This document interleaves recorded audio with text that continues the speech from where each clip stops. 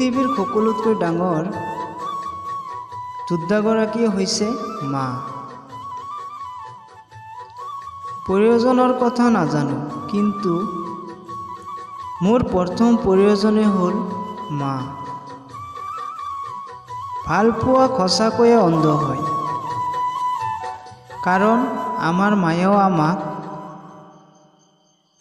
নেদেখাকৈয়ে ভাল পাবলৈ আৰম্ভ কৰি দিছিল।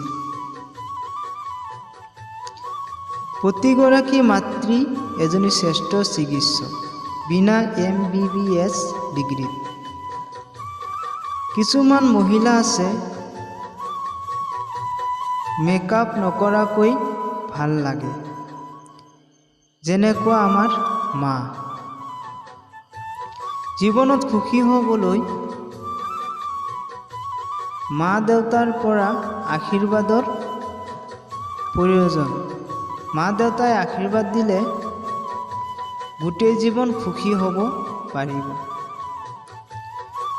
ঘৰখন যেনেকুৱাই নহওক, মাৰ অবিহনে ঘৰখন আধৰুৱা।